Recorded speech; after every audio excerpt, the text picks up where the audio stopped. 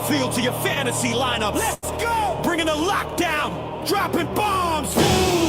Make some noise for the defensive dominator, IDP Hunter! What's going on, guys? Welcome to the IDP Hunter podcast. I'm your host, Real IDP Hunter. Hey, we're going to talk about Dynasty defensive backs. We're going to go about 36 deep this episode, just so you guys have an understanding of the landscape. Before I introduce my guest, I just want to promote some of my work over at the Fantasy Six Pack. I do an article. It's called Utilizing Age to Determine the Peak Value of IDP. So each position group has peaks and valleys, just like the offense. When you look at defensive back, the peak ages go from 22 all the way to 31. So what does that say? This is the highest and the safest of all shelf lives as far as position groups go. In terms of bust rate, no other group is this safe. General managers do know it too. That's why after the 10th pick or something in the NFL draft, they're taking these players. This is a smart investment. Typically, if a defensive back is good, his early career, he's going to have quite the longevity in the NFL. The peak years are between ages 23 to 27, but they run long, between 22 to 31. So this is going to be a kind of take your guys episode, and I'm going to bring in JT Brew over there at Dynasty League Football, over there at the Fantasy and Frames, because he just wrote an article about this, and I'm so interested in talking defensive backs. We'll sprinkle a couple cornerbacks in there too, just about their trajectories of these elite players. And I kind of want to pick his brain, to be perfectly honest with you, because he just did 2 articles over at Fantasy and Frames. They'll be getting published really soon. The value of defensive backs. And he's also looking at the landscape of free agency and how that's going to affect defensive backs in the NFL. And I'm kind of interested in their IDP value. Without further ado, my friend, JT Brew, what's going on, buddy? Hey, man. Thanks for having me on. Appreciate it. Looking forward to the show. I know people love to dog on the DBs in IDP, but I'm a DB lover. I love the DBs. I'm probably the one guy that drafts them earlier than other people. And the reason I do is because of what you said, longevity. If you can get a couple of these guys that are legit guys, now I know the scoring goes up and down, right? But if you can get some of these guys that are top end guys, you just sit them and play them for 10 years, right? They're great. So that's why I love DBs. They last way longer than everyone else for the most part in the NFL. So they're a little bit of a hidden gem, even though people like to hate on them. So JT, that was one of my questions for you this episode. You know, historically, I prefer to punt the position and, get stuff that I can trust, that linebacker, elite defensive lineman. You, because I've been in drafts with you quite recently, you tend to take defensive backs a little higher than the consensus. And I was going to ask you that. Is that actual strategy, or is that more of a take a best type of player approach? So what is your ideal round when you're thinking about taking these kind of players? So for DB, I don't necessarily have a round that I'm like locked in, like, oh, I got to take DB in this round. I kind of feel off the draft, especially if it's a startup. I want to see kind of who's going. I always want to hit the run early. So I'm usually the guy that starts the DB run, right? Yeah. I'm waiting.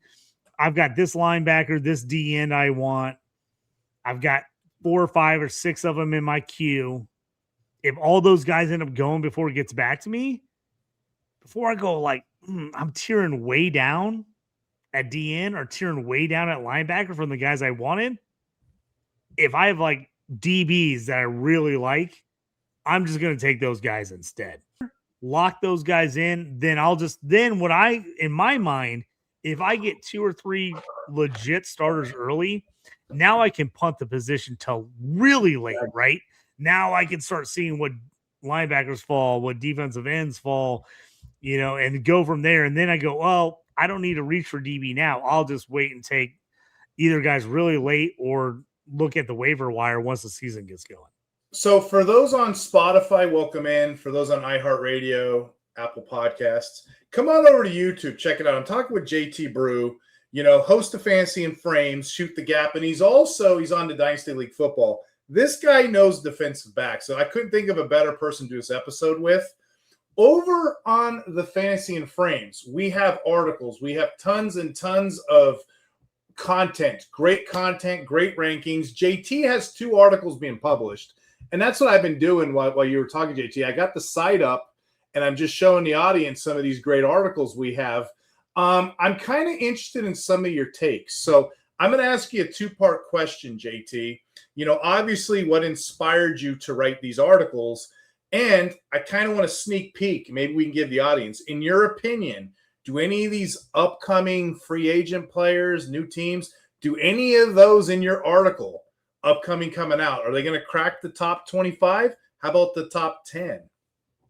I definitely think there's a good chance guys are going to hit the top 25. Top 10's going to be tough because you got to assume some of these guys, if they're going to make it in the way of the top 10, they're probably already on a team.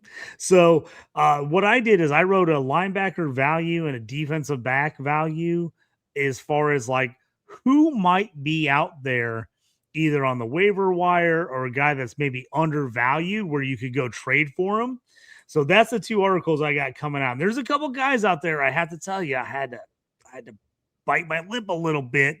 Guys that I kind of didn't love in the past that all of a sudden I'm like, oh, it's a pretty good spot for him. I might have to move him way up my rankings. Be a deal breaker for you. So we're going to talk tiers. We're going to go top 36. And these are my rankings. And like I said, JT, he's got his rankings over on DLF Football. So he's going to help us kind of navigate the course. I don't have many cornerbacks in here, JT, as you'll see. I don't know your philosophy on this, but I like what you said about trade value because I'm not shy. I'll draft a corner, especially a young corner, because what historically happens? A Sauce Gardner will get drafted. The NFL's figuring this guy out. Like I said, peak years are 22-31. They're trying to see if this guy is going to sink or swim. They will target. They will pepper a Cooper DeJean. They will pepper these guys and see if they're going to sink or swim. So the first 4 or 5 games of the season, those guys usually got a lot of pass deflections, a lot of targets. That's when, if the league is active, that's when I'll draft that guy, and that's when I'll trade him and I'll get my peak value, and he'll probably never get a target again. Great move. I was going to ask you. It's a great move. I didn't even think about. I have to be honest. I have to jump in real quick. Steve. I didn't even think about that, but that's a great move. NFL QBs, they're looking for that freaking rookie, right? They got the depth chart. They know who's playing where. They're looking at that number. Oh, who's the rookie? Who's the rookie? I'm throwing at the rookie, right? They're going to get peppered early. Like you said, bam, bam, bam, bam. Deflections, tackles, possible interceptions. They're just going to get hit left and right. And then when teams start figuring out, oh, man, we should probably stop throwing at the guy. He's pretty good. Trade that guy before they realize that, and then you're golden because then all of a sudden you get like Sauce Gardner was money as a rookie in fantasy. Well, then he basically became a shutdown corner. A decade ago, fantasy strategies, the Colts would always have one pretty good cornerback and one terrible cornerback. I would take the terrible cornerback all the time in leagues. And people are like, what are you taking that guy? I'm like, he's going to get thrown at a million times a game. I'm like, he's going to play terrible. Don't get me wrong. He's not good. He's not going to be good, but he's going to get a lot of tackles and chances at pass deflections because they're going to stay away from the other guy because this guy's so bad. And sometimes, you hate to say that, sometimes the bad guy is good for IDP. For me, I want, like I said, that young guy could trade him. I want a safety type player. I want 90 to 100% snaps, preferably like 100% snaps. I kind of want the box defenders, the slot defender. I want that new secret sauce. I want those ahead of the curve. I want accolades. And then, of course, the way I have these tiers broken down, I have the cornerstone guys, which I only have 3 guys that are your franchise setters. Okay, I don't have Caleb Downs on my list yet because I want to see where he lands. Then the next tier I have is elite defensive backs. Those are all our tier 1s we're going to draft, or however you look at it. The next tier I have my high-end guys that are DB1s. Then I have my DB2s, which, can hit or miss either way. Then my last tier, those splash play guys, those solid starters, what have you. And this is a crazy list, I'm not going to lie, because it's all over the place. It's not like I can just go off of age and go down. Before we cut this list, I just got one final question and we'll get it started. Is there any special attributes, isms, or stuff you're looking at when you're making your list? Any thoughts, JT? So for me, we talk about this, I feel like, all the time in IDP, but we have to. Scoring system matters. It matters. So if I'm in a tackle heavy league, like you said, I want those box safeties. I want those guys that are helping in the run. I want those guys that are taking the slot, wideouts that are catching 3-yard passes and they're coming up and making the tackle. I'll take some safeties that play deep a little more in like high point, like turnover scoring leagues. I'll just throw it out there right now. We're going to probably talk about him soon, but like an Antonio Winfield who doesn't necessarily play box. He usually is playing more deep, but he's a guy that gets turnovers, gets takeaways, can have some monster games. He can also have some games that you get almost nothing out of him. But there's a difference for me on those where if you get those guys that just kind of are playmakers, I'll go a little heavier in on those guys, knowing though that week to week I'm gonna probably be disappointed, but they're also gonna win me a week. They're gonna have a monster output that they get me 25 or 30, and I win the week because they had a monster game. So, but I'm also in the mindset I know that's coming, so I don't turn around and sit a guy when he scores me 3 points one week. You got to keep him in the lineup if he's a playmaker. So that's kind of how I look at different, different on the scoring systems. But I'm like you, box safety is who I want first. With the heightened cornerback slot corner, I am getting a little more on cornerbacks than I would have in the past. Usually I'm like anti-cornerback unless I'm desperate, or in a true QB, in a true position league where you have to start a cornerback, which I'm in quite a few of those. But again, you want that guy that's playing that slot corner. So for my super tier of my list, we're talking cornerstones. And like you just said, I want a young guy that plays multiple positions, they use as like a weapon. There's 3 guys I can justify taking as the first overall DB1. My choice is the 25-year-old Kyle Hamilton, and here's why. Just the consistency he's had over the small little bit of time he's been in the NFL. He's the key defender since being drafted. He's a 2-time Pro Bowler, adding an All-Pro in 2023. In fact, consistency is his game. He's been a top 12 IDP DB since 2023 in most formats. If you just look at last year alone, 105 total tackles, 59 solos, a sack, 9 PDs, 2 forced fumbles. That's in 16 games last year. Last year was a treat for IDP because they had 3 safeties all year. So they got to roam him. They had him playing a little outside linebacker, a little corner. They had him moving around the box, roaming. New coach Jesse Minter, we can't call it. There's going to be a new scheme, right? But Minter already has alluded that Hamilton's going to be a weapon, and they're going to use him like the version that we're used to seeing. So Hamilton's my first overall. Any thoughts on him, JT? I totally agree. He's got to be top 3. If he's not number 1, he's got to be number 2. You said it. Here's the thing I also love. This is to go with my DB love talk. So many teams are starting to move to a 4-2. They're starting to run a nickel heavy defense all the time. What does that mean? Slot corner is more important, but box safety is even more important. Box safety is almost another linebacker, right? Like if you have a guy that can come up and play the run, strong against the run, he's almost another linebacker, even though he's technically a DB. I look at Kyle Hamilton as like that. I think he's another linebacker to me. So he's one of those guys, if you're going to go off the board quick, say you had, a bunch of linebackers in your draft, in your queue, and they all go, I'm taking Kyle Hamilton over some second tier, third tier linebackers. I'm taking Kyle Hamilton over him. I absolutely love it. To me, he's a cornerstone guy. He's got, whether he's 1, 2, or 3 for you is not a big worry to me, but he has to be top 3. If he's not in your top 3, then I have to question you. Yeah, you have to question when somebody's making a list and they don't have the number 1 guy on it. That's funny. Hey, so I'm going back to the well. I'm going to these youthful young guys. I'm going back to, hey, this guy can do it all. We seen a lot out of this rookie last year. My goodness. The name I want to say for my number 2 here, Nick Emmanwori. He's only 23 years old. He had a rookie breakout. And I think everyone is looking for the next Emmanwori this year with this draft class. He was drafted as a safety. He ended up moving all around, playing outside linebacker, cornerback. You notice the trend. They're moving him around, adding him to his arsenal. Can't do that with just anybody. This guy stands 6'3", 220 pounds. They move him around like a chess piece. 2025, he only played 14 games because remember, beginning of the year, they were still trying to figure him out. 81 total tackles, 56 solos, 2.5 sacks. 9 of those tackles were tackles for loss.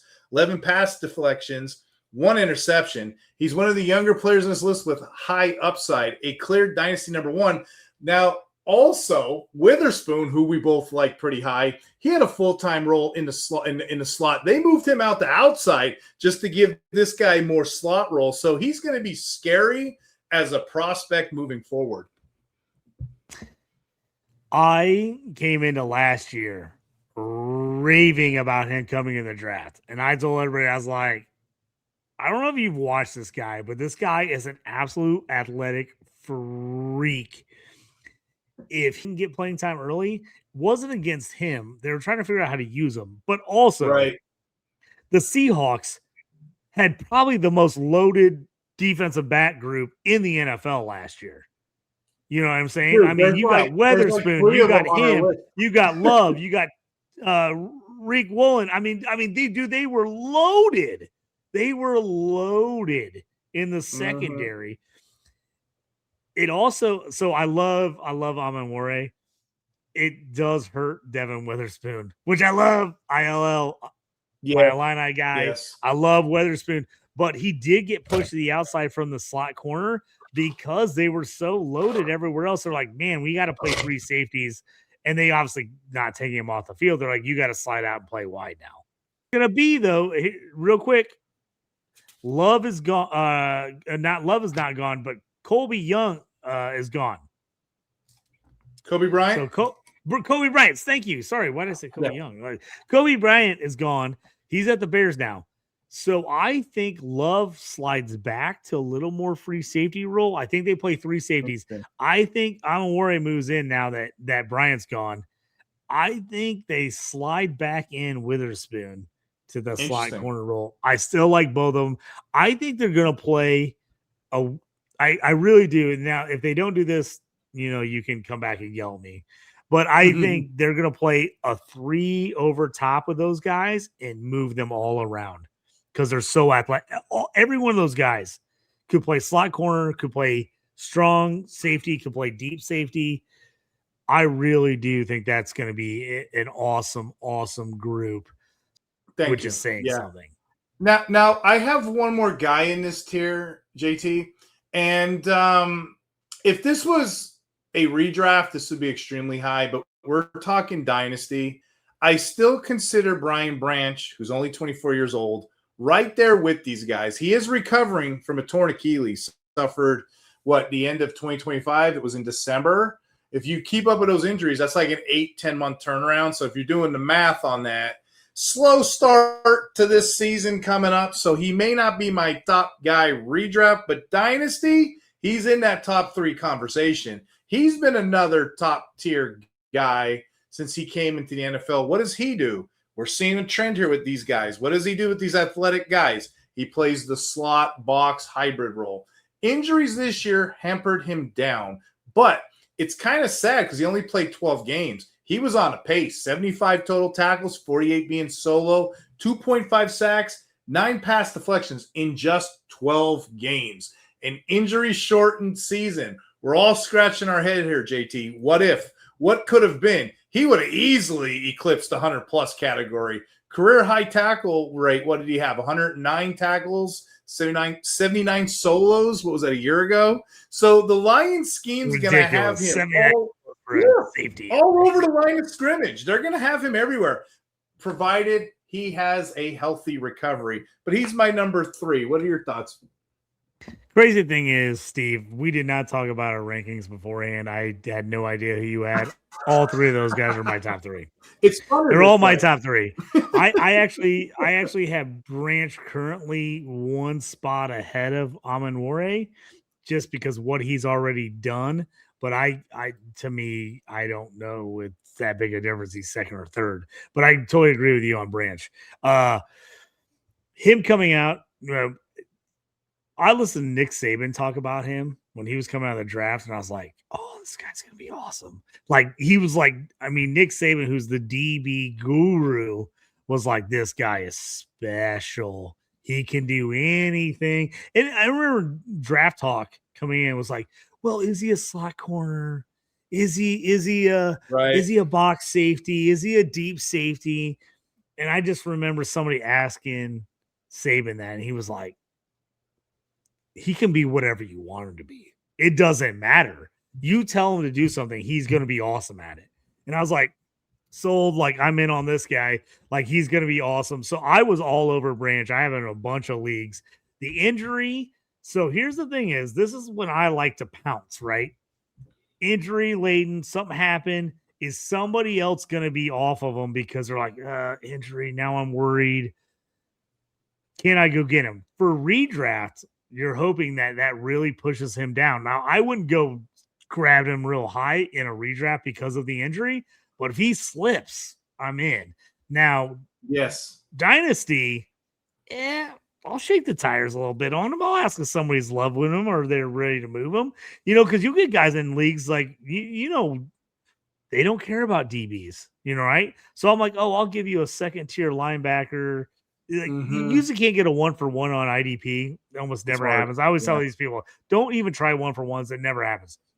So like the DBs, sometimes people want to hate on DBs, and I understand that because the consistency isn't always there. Now, the three guys we talked about, I think they're going to be consistently good for a really long time, regardless of scoring format for IDP. Well, you had those guys, you just know probably 8 years. You probably have 6 to 8 years straight where you're just going to play those guys every day. There's never a time you're going to take them out of your lineup unless they're hurt or on a bye week. That's a good feeling. Like you can trust those. Just put them in the lineup, set it and forget it. For IDP, I think that means a lot when you know a guy is an automatic start every week. So this next tier is elite defensive backs too for different reasons. The three guys we just mentioned, they're studs. They're studs PFF. They're studs on paper. They're studs on stats. It all translates. This guy here, and all my reviews have been pretty positive so far, I'm going to shit a little bit on him. Number 4, DB number 4, Nick Cross, 24 years old. Why am I shitting on my DB4? Just to paint a better picture. Check this out, JT. Nick Cross, we've kind of seen enough of him to know who he is. Coverage grade since joining the league. You ready for this? 2022. It's going to be brutal. I already know it's going to be brutal. 2023, 63.2. 2024, 64.2. JT, we tried to warn people, hey, be careful of this. He's got some of the worst coverage grades yet.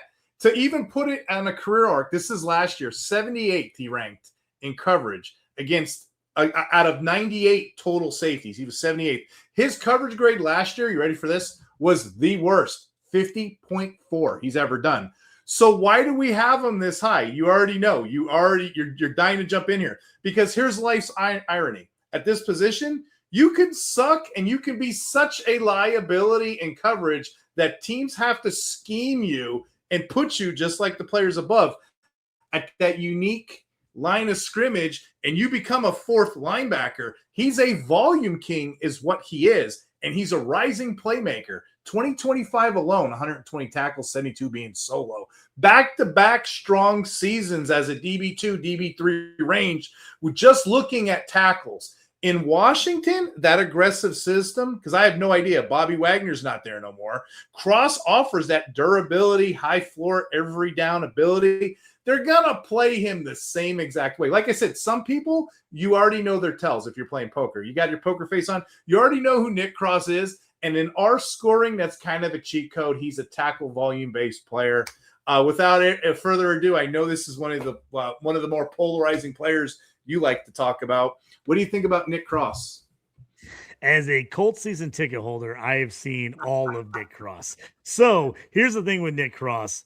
He is a poor man's Nick Amanware. Super There you athletic, go. can rush the ball, can make tackles, cannot turn and run. I mean, at all. Like, if he's going towards the line of scrimmage, he's freaking fantastic. You make him turn and run, it's done. It's done. He's terrible. Like, he's just throwing hands up, hoping that you hit him with the ball. Like, he's terrible in coverage. You just said it. Anyone who's watched him, he's horrible in coverage. Now, how he was successful for the Colts and for IDP was they ran a straight 4-2 where they always had 5 guys on the field, and he basically was a hybrid linebacker for them. He really was. Like, they played him at DB, but he like attacked the line of scrimmage on runs. That's why he had so many tackles. Also, the thing it's going to be interesting how it works out in Washington. The Colts were horrific on defense the last 3 years. They were on the field for more plays. Yeah, exactly. They were on the field for more plays than any team in the league on defense. So there's a reason he had 1 million tackles. Zaire Franklin had 1 million tackles. Jermaine Pratt had 1 million tackles. E.G. Speed had 1 million tackles. Shaq Leonard had 1 million tackles. There's a reason all these guys have had 1 million tackles the last 4 years for the Colts. Their defense is on the field all the time. And it's not like they're making great plays. They're just tackling because teams are just driving down the field all the time. So he, like you said, I think you said perfectly, he's a volume-based guy. Yes. Is he the most talented guy? No. Is he the best defensive player? No. Is he good for IDP because he's good enough? Yes. That's where we're at with him. That's the thing I struggle with. If you ask any GM, he's not a top 30 safety in the league. That's the thing I struggle with, JT, in this format. That's the thing. We're in tackle heavy. We're looking at the tackle, but big play scoring or something, he and then my next player, they kind of drop off a bit because they don't get the splash plays. You know what I mean? Mm-hmm. Yeah, he's not going to get you any passes defensed. He's not going to get you a pick. I'd have to look up his career. I don't even know if he has a career interception. I'd have to look it up. Seriously, I don't know if he has one. And he doesn't blitz. They don't blitz him either. So a guy as fast as he's super athletic. And what helps you about Cross is he's young still. So the one thing that was big when he got drafted out of Maryland by the Colts, the reason they took him, his RAS score was through the roof. He's an athletic freak. Mm-hmm. And he was super young. He was like 20 his rookie year. So I think he's only 23, maybe going on 24. So he's super athletic guy. Yeah, 24. He's just basically a small linebacker, small weak side linebacker, because he cannot cover at all. Like I said earlier, this tier is very good. They can pass as DB1s. They just don't have that elite metrics kind of thing. This next player I'm going to bring in, this is our DB5. He's 30 years old. Now, before y'all throw tomatoes at me like it's a Muppets or something, right? This is a weird position group where you can play super deep at this position.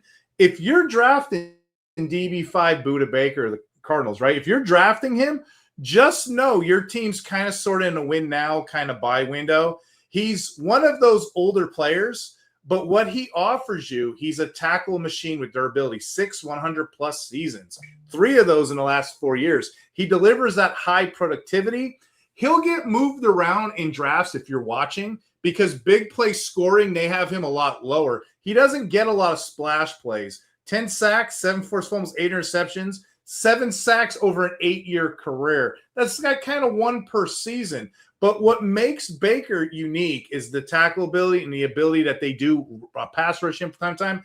If you watch film of the Cardinals, if you watch tape, as I have, teams can target that whole defense and they scheme around Buda Baker. So he's making plays on the fly. He's still athletic. He's still good. He's just not getting those splash plays because quarterbacks are totally avoiding him. But yeah, I put a 30-year-old up this high because when you're looking at these top 5, they're all putting up DB1 numbers for you. Any thoughts there? Yeah, Buda is one of those guys. He has never won by being the most athletic guy. So that's Right. where that's where I don't. Here's where I start worrying. When you guy as a guy who's won nothing, he's only won because he's been an elite athlete, and he starts getting older. Now I worry. Buddha's not that guy. He's never been the most athletic guy. And what you said, this Arizona defense has been pretty terrible his Mhm. entire career, to be honest with you. He literally is the safety valve, and he knows that. He's the guy, like, I got to save us from giving up 87 touchdowns a game, right? Like, he's the guy saving things. He's going to get tackles. He's not going to get a lot of splash plays. Like you said, the reason he can't get splash plays is he has to make sure he's covering everyone else's back. He's the backup watching everyone else, making sure when they screw up, he covers and gets their guy. So he's never going to have a lot of splash plays because of that. But he's a tackle machine. He's as easy as it come on the back end. He's 30. If I win now, Yeah. if I got a team that has, if there's a team in my league that has him and they're like rebuild, go offer a second, He even a doesn't feel third like for him, he's 30. especially this year. Mhm. Do it. You're going to get a good another 3-4 years out of Baker. Easy. Like the type of player he is, he's going to be solid till he's 34, 35. He has that in him. So I'm not worried. Mhm. And we're not going to get huge into this because like we were talking about players, but like my dynasty strategy with defensive guys, I want 2 to 3 years out of them most of the Yeah, time. me too. Unless I'm taking a Mhm. young guy that I'm like, oh, I'm drafting this guy. I'm locking him in because I know I'm going to have him for 10 years on my team. But if I'm picking up other players and doing stuff, I want 2-3 good years out of them. That's it. Mhm. Mhm. Now another older guy. My number 6 is Derwin James. He's pushing his 30s here too. Right there. I got him right Same back to premise. back like you. Okay, hey, this is good. Hey, kudos to JT, everybody, because like we're kind of unscripted, going back and forth. He's running neck and neck with the horses. I had 2 weeks to prep for this. You, my friend, you're just in the fight. You're like Rocky, but don't get me started, okay? Derwin James, DB6. There is a rumor I want the audience to know. Field Yates started this on Twitter. The idea is the Chargers may be selecting his heir apparent in this draft class. So keep a lookout on this. It is a loaded DB class. That can be any round. Just keep an eye. Derwin's 30 years old. We've been doing it for a couple of years now. We're pointing to signs of him slowing down, especially in coverage. The last 3 seasons, his coverage grades are poorer, right?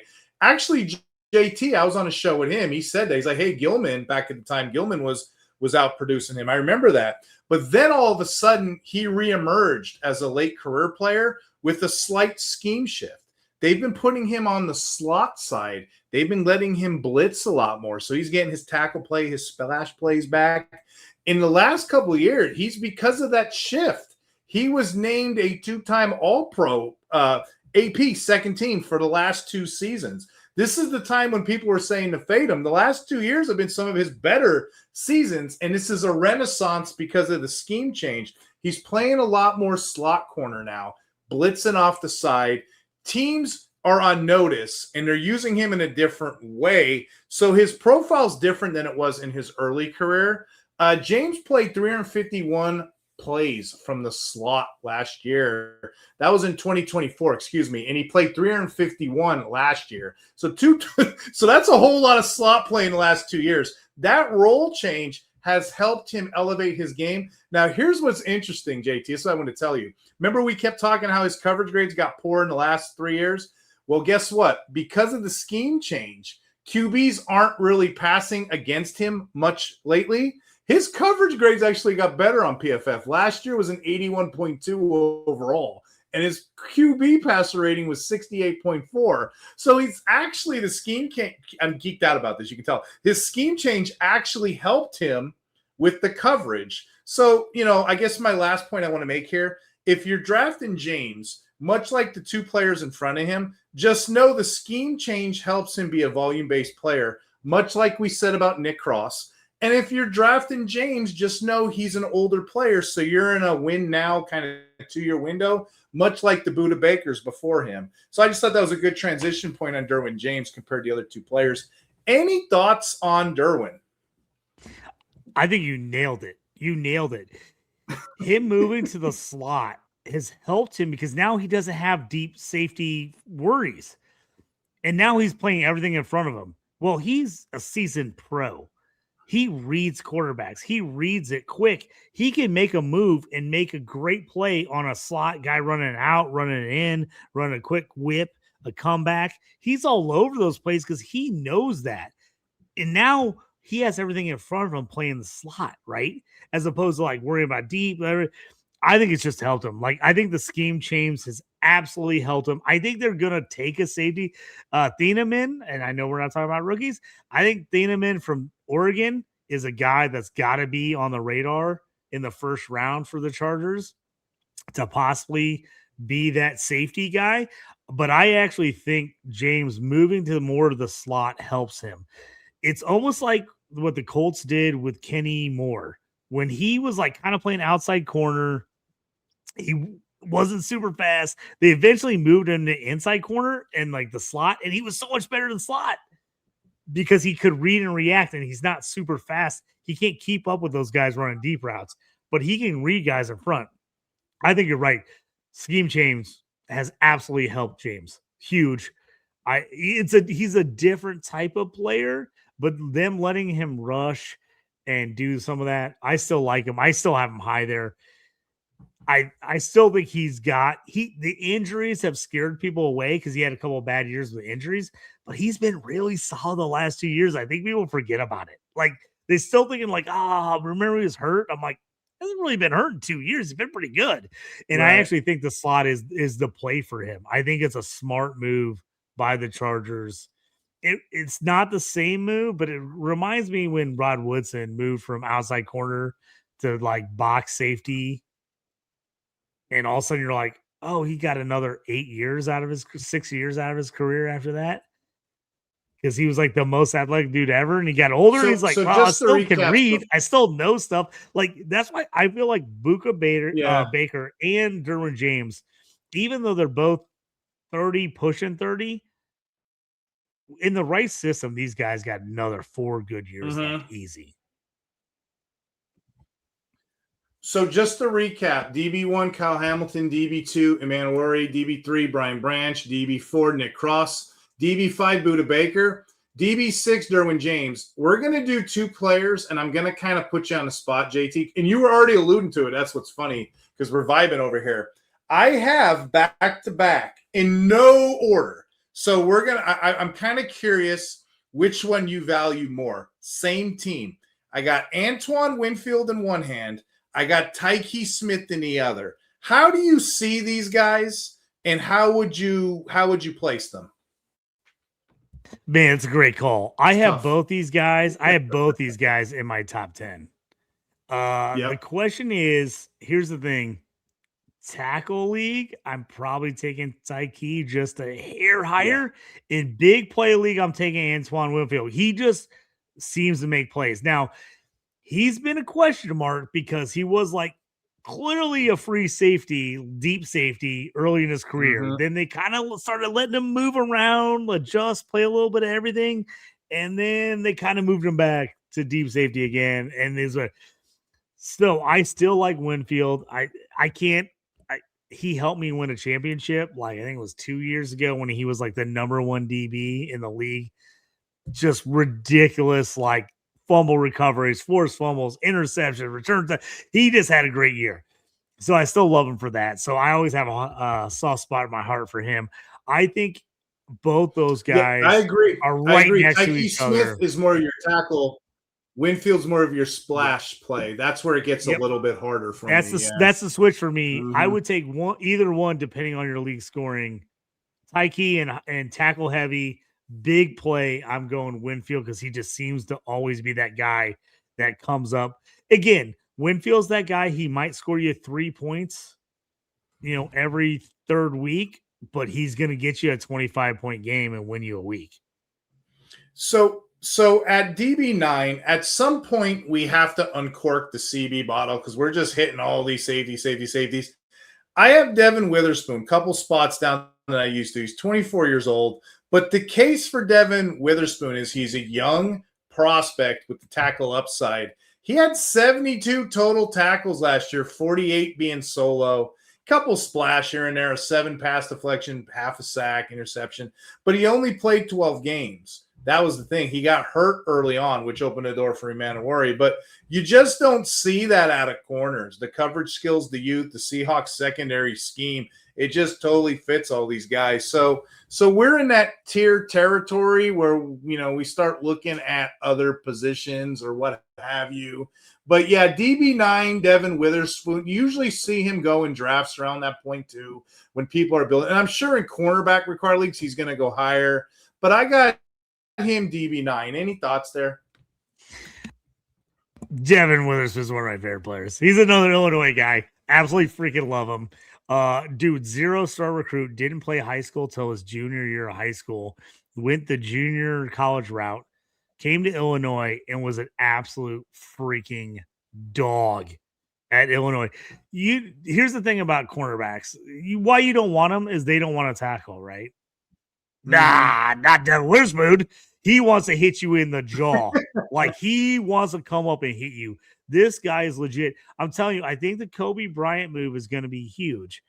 It seems like a loss right now. I think it's a win because I think they're going to play more of like kind of a 3 safety look. And Witherspoon got moved out of necessity last year to outside corner. I think he's going to slide back more in the slot. I think we're going to see Seattle draft cornerback in this draft, and I think he's going to slide back more inside. He can play outside. He's just that good, but he's a playmaker, man. You want to blitz him. You want to do different stuff with him. You want him against the run. He's so good against the run. I love this here. So to me, he was higher last year for me in the rankings before they took Amon Warrior. And then Amon Warrior kind of took his shine off. So he did move down for me, but I still have him top 10. I think if he stays healthy, I think the scheme's going to be there. In cornerback start leagues, he's my number one cornerback. Like, not even close. He's way above everyone else for me. I would take him early in a cornerback, especially if not everybody plays these leagues. But if you're in a cornerback league that you get bonuses for pass deflections and tackles because they're a cornerback, I'm taking him a lot earlier because, again, you said it, 70-plus tackles in 12 games. If he comes close to 100 tackles in a cornerback premium league, and I've played in a few of these leagues, and these cornerbacks can score through the roof if they are that good. So I really like him. Even if non-premium, I like him top 10. That seems to be the consensus because, like, somebody in your league is going to jump up and take him. So DB9 feels good. I'll tell you another one. DB10, he's likely going to get overdrafted. People are drafting him like top 5 because of previous seasons. DB10 is Jesse Bates. In 2023, had 132 tackles. He followed up 2024 with 102. He came crashing down to earth last year with just 98 last season. But 98 tackles out of your safety is still awfully good. We just have to be realistic and have realistic expectations and not overdraft because of prior seasons. But with rookie Watts coming in, the role diversity kind of changed a little bit. He's reduced on the splash play predictability. But, yeah, tackle heavy, he's still a DB10. He's still a startable asset. Just be careful when you're in these deeper drafts. He's not your DB 3 or 4 like he used to be. But that's my take on Jesse Bates. Any thoughts there? I'm the same way with you. I agree. Xavier Watts has kind of hurt his big playability. Watts was like a turnover machine at Notre Dame. He was a rookie. He came in, took over there. My boy Sidney Brown, we talked to him off camera before, getting traded from Philly. Hurts his value big time, even though I like him if either of those guys get hurt, but he's a clear backup. I just think Bates with Watts, he's still really good. I just think it takes his value down just a hair, especially in big play leagues. I just don't see as many big plays out of him because of Watts being there. So DB11, I put the Broncos Hufanga. The Broncos hit a home run in free agency when they paid Hufanga. He put up a second-team All-Pro season. He produced 106 tackles. But it's not just the tackles, it's how he makes them. They're quality plays, 67 of which were solo. He profiles as a high-flying around kind of hard-hitting player. That's what that team needs. He also nabbed 11 pass breakups, 2 sacks, 1 forced fumble, and that was only his first season. He's just getting started. That was a career year for him in total tackles, solos, and that tied his second best for sacks. It's only going to get better, and he's only 26 years old. So he's entering, like I showed in the beginning of that chart, he's entering those prime years of his career. So I'm kind of excited about Hufanga, and that's a player sometimes I can get a little later. DB11 just feels good to me. Thoughts there? I have to be honest. I'm way too low on him on my rankings, and now you bring it up. I'm like, I need to move up on my rankings.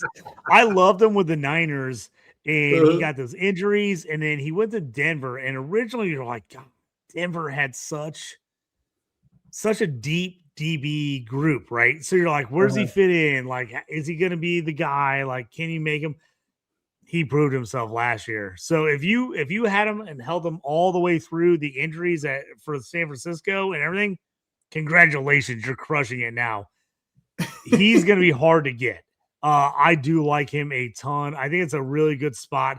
He won that spot. He's going to be the box safety for them. No questions asked. I have a lot of Brandon Jones, so that hurt me because he was kind of going back and forth, and now he's definitely the deep safety. Hufanga, I like Hufanga a ton, and he's a guy that can make big plays. He can make splash plays as well. So to your point, because we're talking the same way here. To your point with Hufanga, right?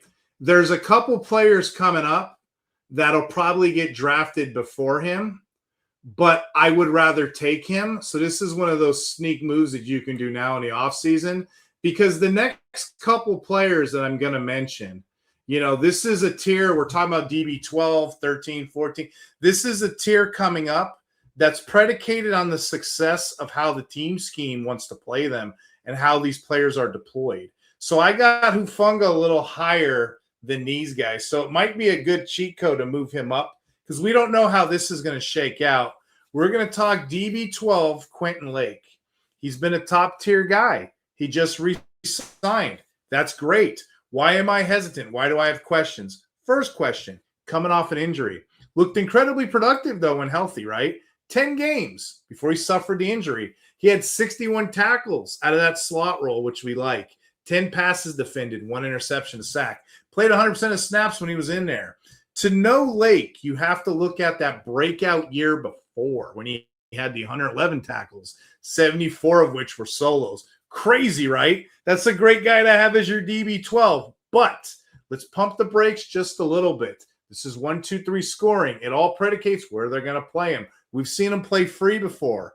We've done tweets. We've done written articles about this player, how he aligns when he cools off.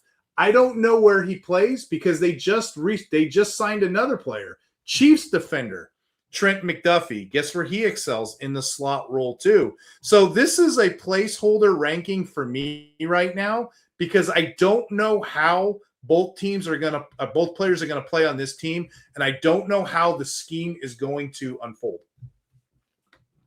This one's a tough. I have to be honest with you. I got Quentin Lake like for free.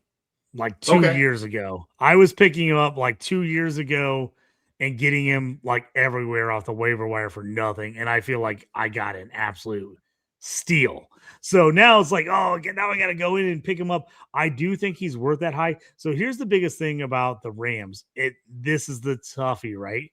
So if you legitimately look at their roster, they got Lake, they got Cameron Kitchens, and they got Cam Curl. All those guys are basically safeties. Now, the only good thing is they typically want to run a 1 linebacker set a lot of the time in LA. So those guys can mix and match with 3 safeties all playing everywhere. Now, the problem has been figuring out who's going to play where, right? Originally, it was Lake in the slot. It was Curl as the strong safety, and then Kitchens kind of was playing the deep safety. Now you add McDuffie in the list. If you look online, they technically had McDuffie as an outside corner. I don't think I believe that. right? See, So Mhm. if he doesn't play outside corner, the question is, who does he start digging into? You don't sign a guy like that and not play him, right? So does he start digging a little bit into Lake's play, Kitchen's play, Curl's play? That's going to be the question. I really like Lake. He's been extremely solid, especially for the cost the last couple years. Again, I still think his name in the Dynasty IDP circles is not known well enough. I like this ranking. He's a guy I put on my list and go, I'm going to wait and see if he falls. Right. Thank you. That's how Because I am too. I think he could. I don't think enough people know him or think he's like an absolute. I think Cam Curl, even though I like Lake better than Curl, I know this is crazy. I think that Curl's going to get drafted before him in most circumstances. So I would rather wait and I'll take Lake later. So here's a player I like to wait and take later, but people will overdraft. And let me explain. DB13 is Xavier McKinney of the Green Bay Packers. He's 27 years old. First off, before I get tomatoes thrown at me again, this is not the same player y'all remember when he was with the Giants. The Packers play him different. They play him further deep. He does make his money on splash plays. And we know that. He's been reliable as a tackler. Think of him like a third baseman that runs up and makes the play, in baseball. He's been a disciplined, deep safety. But how long can you rely on that? He turns elite opportunity into splash plays. There's 3 points I want to make here. He had 107 tackles, but less than half of them were solos, only 54. So again, he's too far in the back to be my an elite tier 1, in my opinion. He's still posting strong numbers from that far deep, but he's not the same player the way the Giants would pull him up front. Point 2, rarely does he disappear in games. So you're going to get some kind of production out of him. I'm thinking more like DB2 level production. So DB13 looks good to me. Point 3, he plays every single snap, but the point I'm trying to make here is he likely won't duplicate that historic 2024 season. That's why people still have him ranked so high. What did he have? 8 interceptions? That's recency bias. That's hard to duplicate every single year. Players like this profile, they get overdrafted because of the splash plays, and I can't predict that, especially in a 1-2-3 scoring. This guy is reliable enough to get you points, hence a DB2. Enough assisted tackles will weigh up for reliable DB2 production. So that's why I got a couple players ahead of him. Thoughts on Xavier McKinney? I got McKinney on a ton of leagues.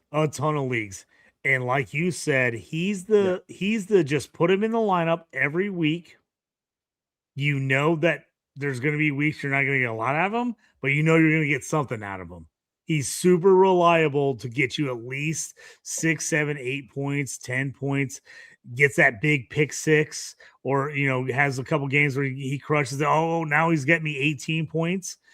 He's that guy. Like, I put him in the lineup, never expecting him to have a huge week, but I just know I'm going to get something solid out of him. I think you're totally right. Here's the thing I think that helps him this year. They were really trying to work in Javon Bullard, who was their second round pick now 2 years ago, 24. It was their second round pick. I think they've decided that Bullard needs to play the slot. And so I think that could help him. I think there's a chance we see a little more box out of McKinney this year when he's been pretty much the deep guy for Green Bay. I think we see a little more box out of this year. Not a ton. Here's my prediction right now. I think we see 30% box snaps for him this year. 35% box snaps. I think he's going to be a little more in the box. He's still going to play deep majority of the time. I think we're going to see him a little more in the box. But to me, he's steady Eddie. He's steady Eddie. He's going to get you points. Not usually big points week to week, but he's getting you something. And then if he gets that pick, you're like, boom, huge week out of him. Thank you. So our DB14 has probably one of the most interesting career arcs out of all the defensive backs. That's Julian Love of the Seattle Seahawks. For starters, he led all IDP defensive backs in scoring 2 seasons on 2 different teams. I can't say I've ever seen that before. 2022 Giants, Love had a career year, 124 total tackles. That put him among the elite defensive backs at the position. In 2023, he does it again, 123 total tackles. Some splash plays added in there from that safety spot, but he did that one with the Seattle Seahawks. So now we're going into 2026. He's 28 years old now. He's known recent years as their coverage first safety kind of guy because everybody else out there is making plays and doing everything, getting moved to all the sweet spots, right?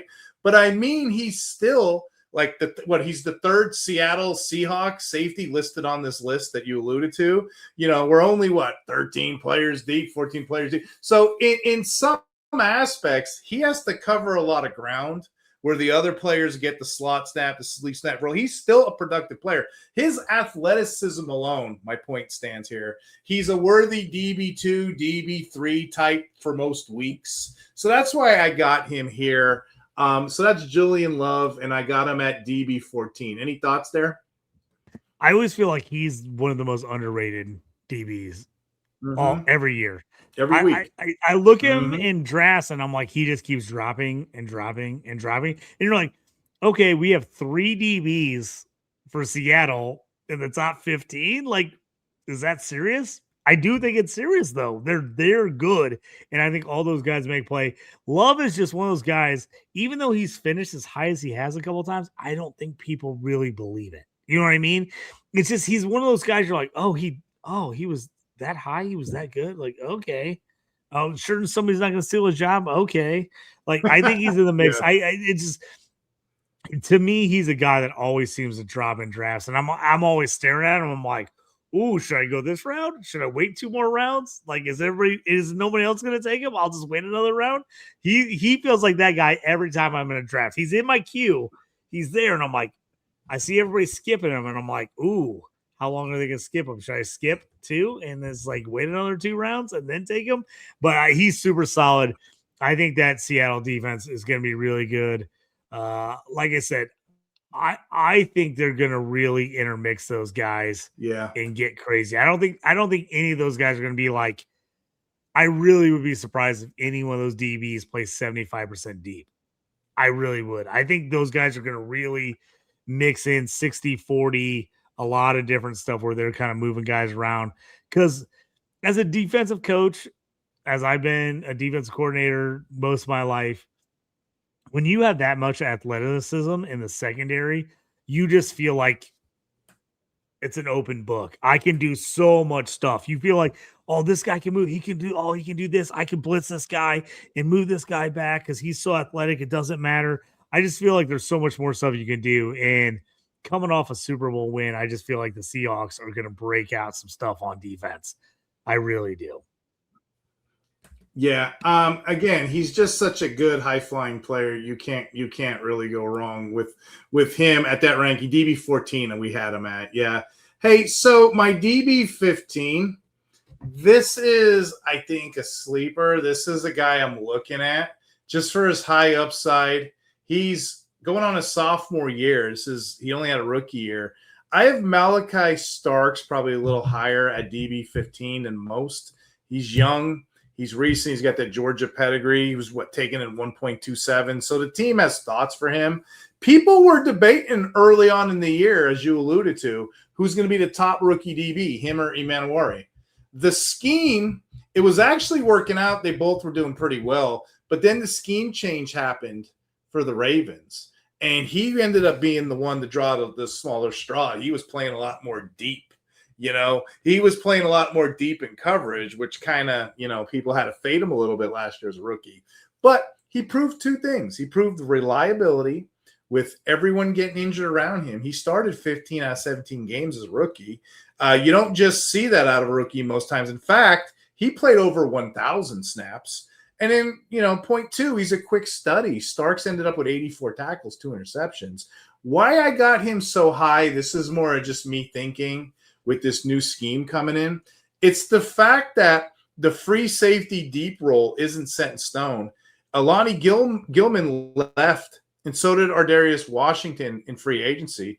Newcomer defensive coordinator Jesse Minter, what's he want to do there? He wants to act tough. He wants to move around Hamilton. This position is totally predicated on the fact that how Minter wants to use Hamilton. And then we're going to get to see if Starks is the lone safety back there.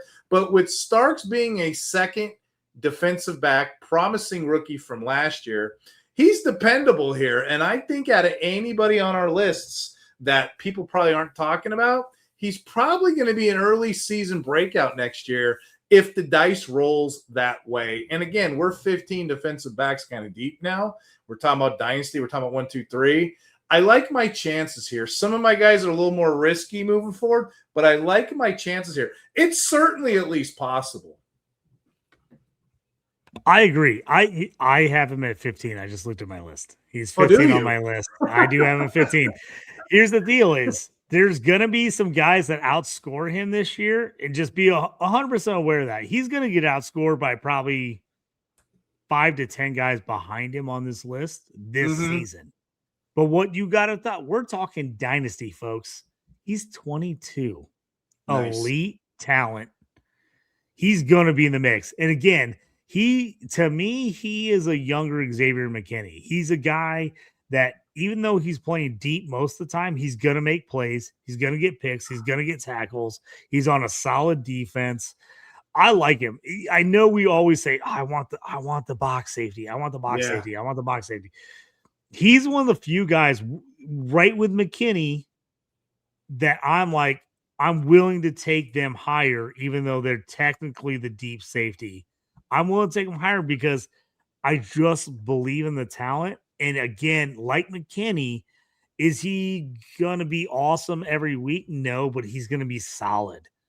And sometimes in your starting lineup in IDP, you just want a guy you know is going to score you 8 to 10, right? He's like, I want that. I know that guy's going to score me 8 to 10 points no matter what. Oh, if he gets a pick, okay, I got 16 out of him. Golden. Love Starks. Nice. Loved him out of the draft. He was my number 2 last year in the draft behind Amin-Ware, only because Amin-Ware just, for IDP, I was like, the traits are just off the chart. Like the athletic ability, he's going to be able to make a million plays. So Starks was my number 2. I thought, actually, pretty sure I said this in my pre-draft rankings. Starks is the more polished, better player right now. But Amin-Ware is just a superior athlete that you have to invest in. So I'm pretty sure that's exactly what I said last year entering the draft. So I love Starks. He's not the athlete that Amin-Ware is, but he doesn't need to be because he just has those elite skills. He reads defenses. He knows doing. I actually love this. The fact that you have it at 15, I felt like I was crazy having a deep safety at 15, but I'm like, I just like him a ton. He's only 22. Right. And I feel like I think you get 10 years out of him, right? If you got him on your team, you're like, okay, I'll just play this guy every day in my lineup for 10 years. Okay. So we're getting ready to go down the back end of our tiers here. I want to read back to you what we already have. DB1, Hamilton. DB2, Emmanuel. DB3, Brian Branch. DB4, Nick Cross. DB5, Buda Baker. DB6, Derwin James. DB7, JT, Tykee Smith. DB8, Antoine Winfield. I think that is very fair. DB9, Devin Witherspoon. DB10, Jesse Bates. DB11, Hufanga. DB12, Quentin Lake. DB13, Xavier McKinney. DB14, Julian Love. DB15, Malachi Starks. And I thought that one would get JT. So if that one don't get you, here's my last one in this tier. DB16, it's a bit spicy. But again, guys, it's DB16. How many safeties are you going to be playing?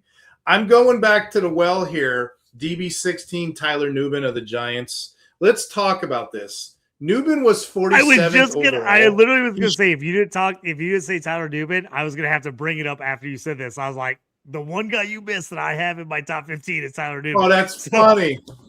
But hear me out. Let me make the case for Tyler Nubin. This is hysterical. 47th overall. Had a promising rookie year, and this was one of my misses last year, but he had his role significantly reduced. So I had to think about this, JT.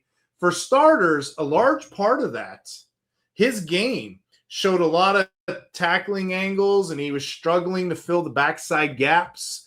To be fair, as a prospect, when we profiled him, he shouldn't have been doing that anyway. He's a player, 71 tackles, but a 16.9% missed tackle rate. He got drafted as a ball hawk safety. In fact, he got drafted by the Giants to replace Xavier McKinney, Julian Love. He was supposed to be that ball hawk, but instead they've been moving him around at the safety, trying to make him trying to make him something he isn't, right?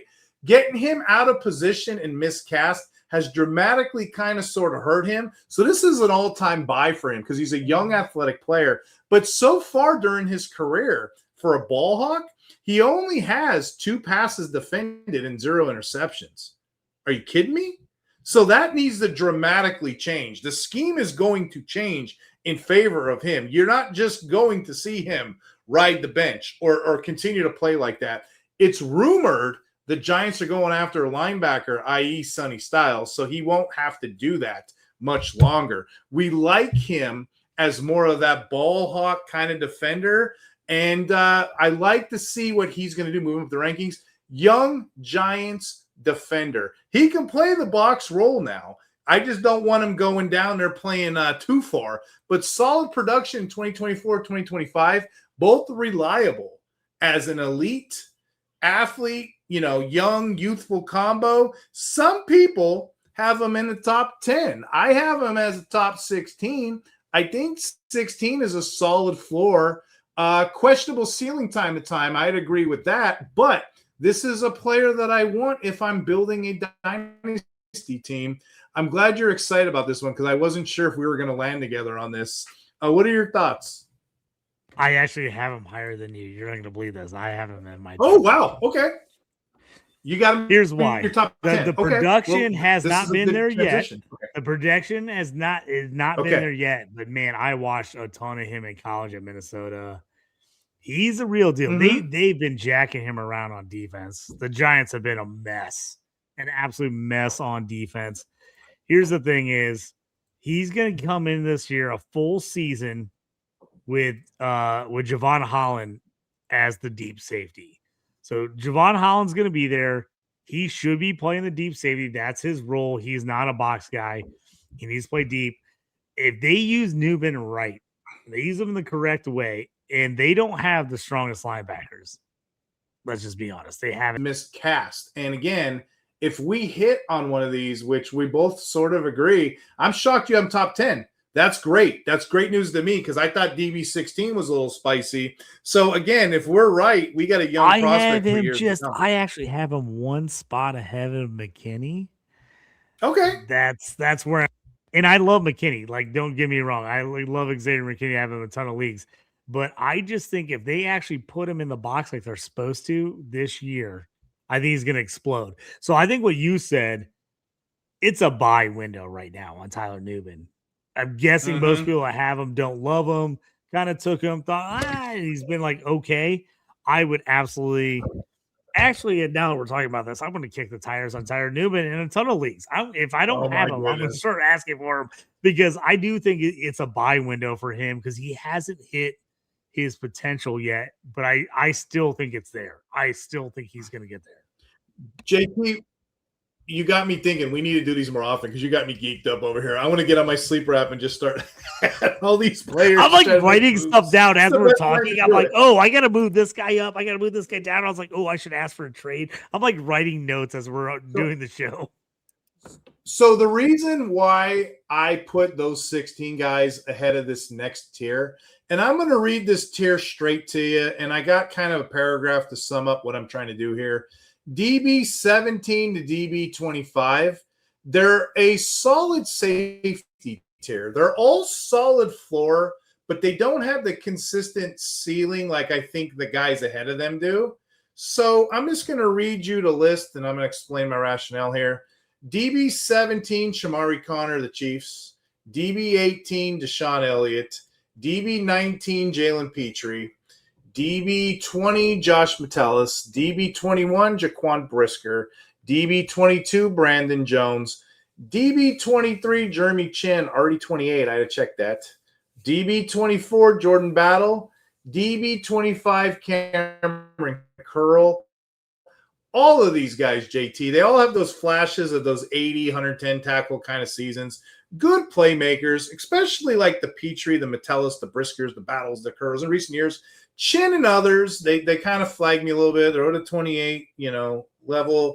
They dropped down in recent years productivity. Plus, a lot of these guys, they show that pattern of strong starters, solid floor, but limited multi-year consistency compared to the youth movement I have with everybody but the two guys in front. I have a youth movement in front of these guys, or I have these consistent more players.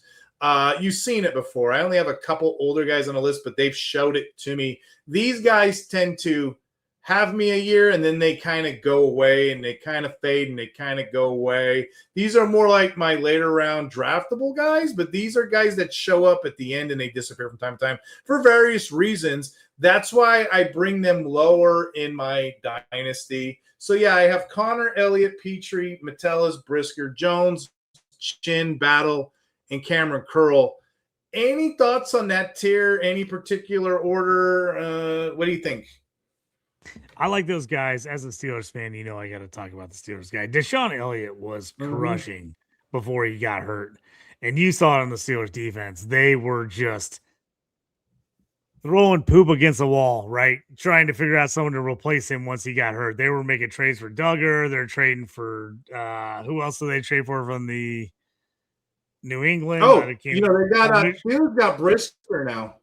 Yeah, but as I'm saying, they were trading for everybody last year, just trying to figure out how to replace him. Now they got Brisker. Last year. So now the real issue is, how do they do Elliott and Brisker? How do they work those guys? Do they play them both? Does one guy start? What's that guy? So that's my big question right now. I still like both those guys a ton, football player wise. How do they work them? I honestly, here's what I think.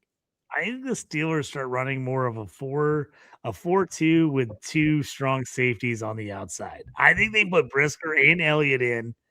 I think they put Ramsey at deep safety. They play those guys on the outside behind the blitzing linebackers. I think they drop the linebackers less into coverage, keep them blitzing, and then have both Elliott and Brisker play the flats a little more often. Because the Steelers have been an absolute shit show at nickel corner. I mean, they just haven't been good at all. I have nobody that you can trust, nobody you can be consistent in. If I look online right now, they have their nickel corner Brandon Eccles. Really, Brandon Eccles? No, I'm playing. I'm playing Brisker over Brandon Eccles in the nickel corner, right? And they finally, here's why I also say this: they finally have good cornerbacks. They've been dying at cornerback. They got Joey Porter Jr. Huge step last year, was awesome. And then they signed Jamel Dean from Tampa, who was really good. And to back them up, they got Asante Samuel Jr. from the Chargers. So I feel good about the corners for once ever. You got Ramsey at free safety. I think if Elliott's healthy, he plays box. I think Brisker plays that old Hilton role, right? Playing that nickel slot where he blitzes all the time. If that happens, Brisker could be a steal in big play scoring leagues. He could be a sack master coming off the edge. People forget he led the Bears in sacks as a rookie, which is stupid. That tells you how bad their pass rush was. But he had, I think it was 4.5 or 5 sacks playing safety and led their team in sacks as a rookie. So I really like that. I think he ends up getting in there with Elliott. And Elliott was so good last year. He was so good the year before. They missed him so bad last year. It was crazy if you watch the games. I think both those guys, even though technically they play the same position on the same team, I think they both deserve to be top 25. Gotcha. Yeah, I like that. Now, we're if you're listening on Spotify, iHeartRadio, Apple Podcasts, welcome in. I'm talking to JT on YouTube. Come over on YouTube. We got a tier maker. We're over here talking about all these players, how we rank them. We're an hour and 20 minutes in. I got to give the people their money's worth. We're going to do one final honorable mention tier.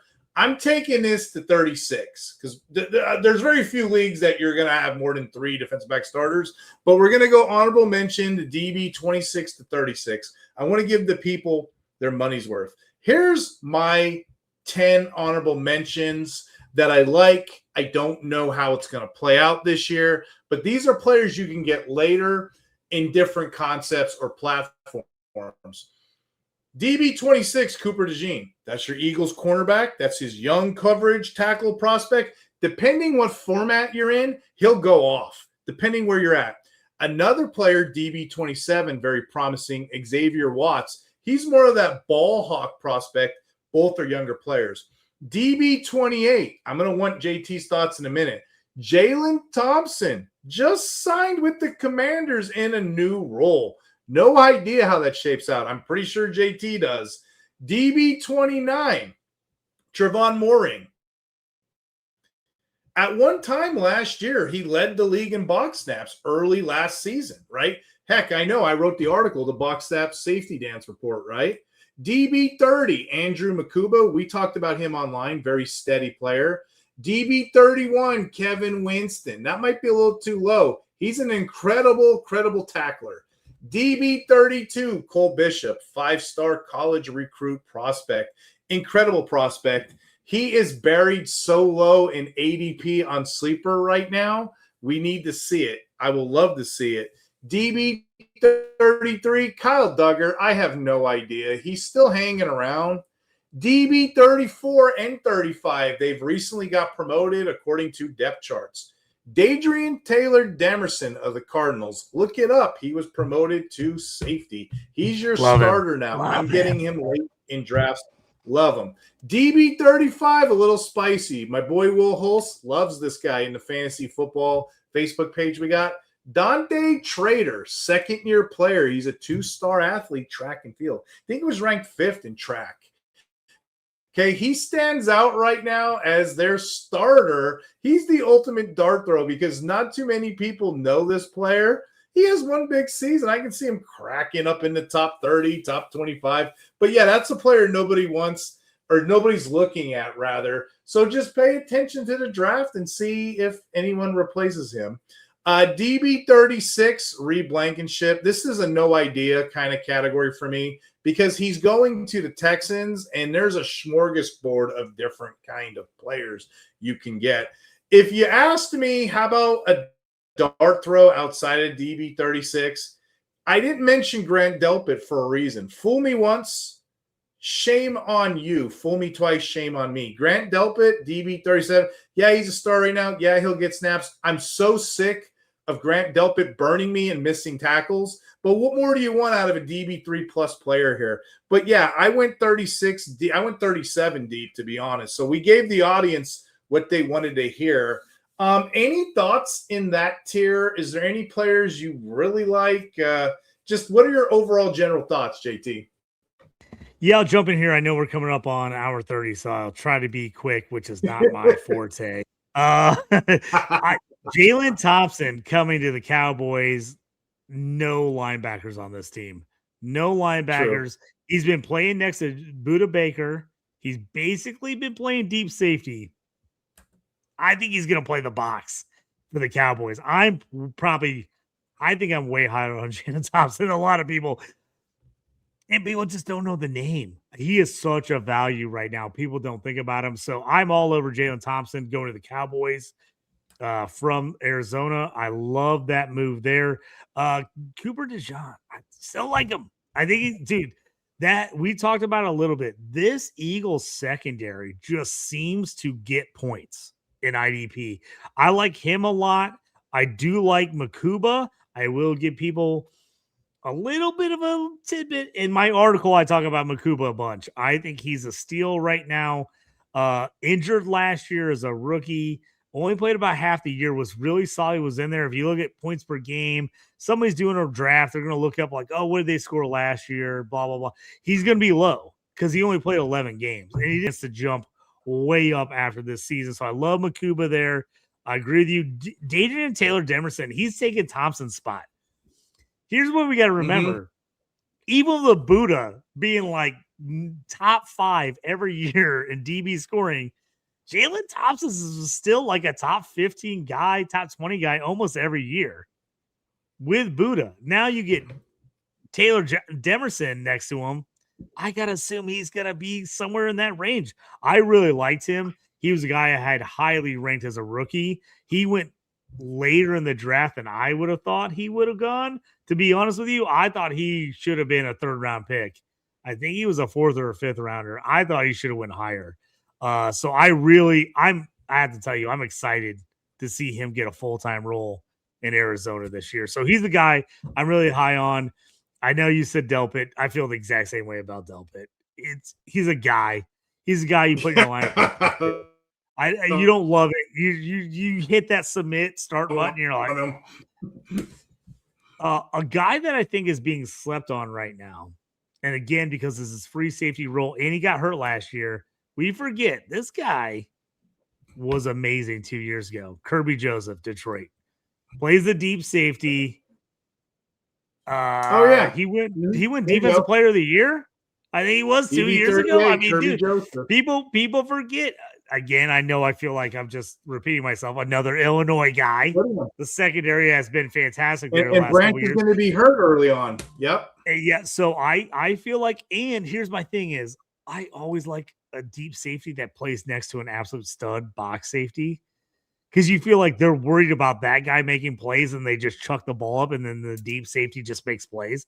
So Kirby Joseph, while he's going to get no box safety like at all, like just be aware he's going to play deep the whole season. Like that's just who he is. Eye on him. He might be worth a waiver wire later in the year. We'll see. So I messaged Will Hulse. I'm like, hey man, we're talking about Dante Trader. He just made a smart post in our little chat. He said, hoping Dolphins fade safety first a couple rounds. I mean, they kind of need players, but he said, I'm hoping they fade or take a pure coverage guy like Jennison Smith or Kamari Ramsey. If that happens, Trader's got the box roll, and that's a sneaky play. And look how deep we went on this list. Let me just read back the top 38 to the audience, and then we'll ask the audience how we can find you, JT, and all your work. But the top, we went 38 this show, an hour and 20 minutes. That's not bad, a couple minutes per. But anyway, the top tier cornerstone was Kyle Hamilton, DB1, DB2, Emmanuel, DB3, Brian Branch. Then we had a little bit of a drop off, but those were still DB1s. DB4, Nick Cross. DB5, Budda Baker. DB6, Derwin James. DB7, Antoine Winfield. DB8, Tykee Smith, depending on the format. Now, JT, you said Smith, Winfield, however you do it. I think you can flip them. I think you can flip them depending on the scoring. Right. Now we get to DB9, a little bit of a tears as we go. DB9, Devin Witherspoon. DB10, Jesse Bates. DB11, Hufanga. DB12, and these are position pending. Quentin Lake. DB13, Xavier McKinney. DB14, Julian Love.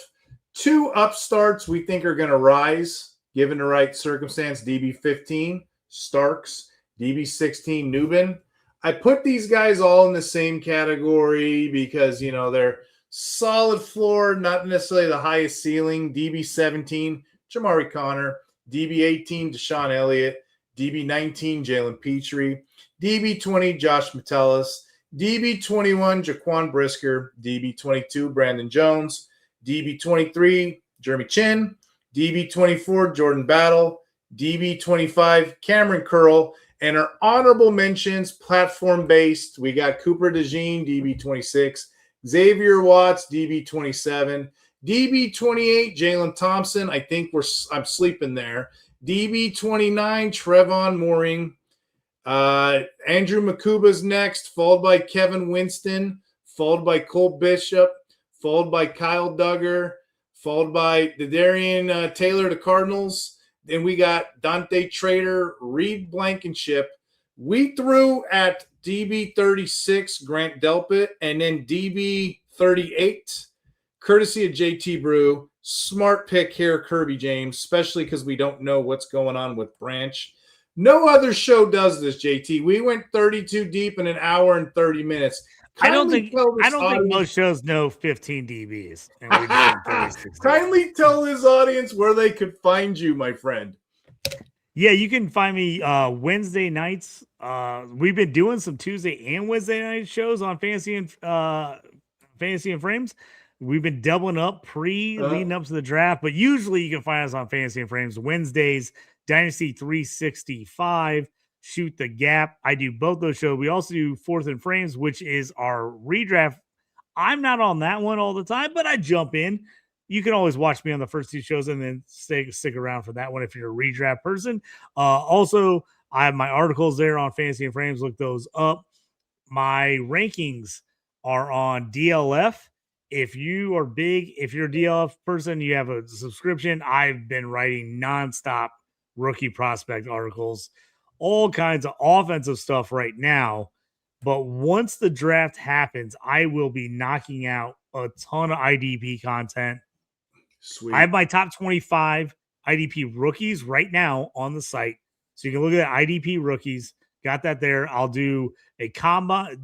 My number one article last year was my combine draft of offensive and defensive rookies.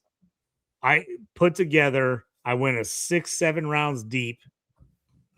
Those are fun. I go hardcore in there where you should be taking guys, what you be looking at.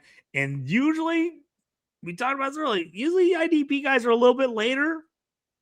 They're moving up the board this year for me.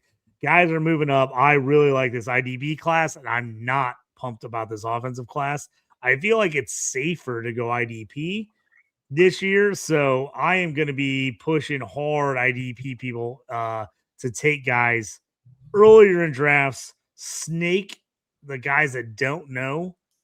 They only hear offensive guys, jump in there, take those IDP defensive players, because there's a lot of guys that you could just grab this year and you have them for 10 years, right? There's a ton of studs, and we always know there's hit and misses, but there's a lot of guys I think that have a good shot to be really good for a long time. So I'm all over those guys, because the best feeling is in IDP when you are sit and forget it, guys. You're not scrambling on the waiver wire every week. Who got hurt? I need a linebacker.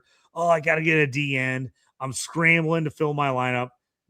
Nothing's better than being like, set, because you already have those guys. You already have studs and you're good to go. So I'm not one of those people who want to rush and find IDP players off the waiver wire. No, it happens. It happens. But I want to have a set group that I know I can just lean on week to week. And usually that means I'm beating, at least on the defensive side of the ball, my opponent, because I have a better, solid defense every week. And then it's an offensive game. Who has a big game, who doesn't, because I'm going to win the defensive side of the ball almost every week in my leagues. And again, you could find me over here. You can find me right over Fantasy Six Pack. I did a 205 defensive rookies IDP profile. You can also find my utilizing dude. I mean, dude, no one's gone that deep on IDP defensive rookies. I've been reading all your articles. I'm like, these are gold. Straight gold. You. Yeah, I try to do stuff that I'd want to read or I'd want to watch, or like what we mentioned earlier in the podcast, the utilizing age to determine peak value. People don't really do that on defense like they do offense. I just like to put some little thoughts, little sprinkles into it. I got the box snap safety thing. And I'm also on another podcast with JT Brew. If you guys like this episode, we're on Shoot the Gap during the season together, broing down with the great Jorge Edwards and the legend known as Gary Davenport. So again, thanks for tuning in. Thanks for listening to us. It's been a pleasure having you on as always. Again, audience, talk hard and be kind to each other. Take care.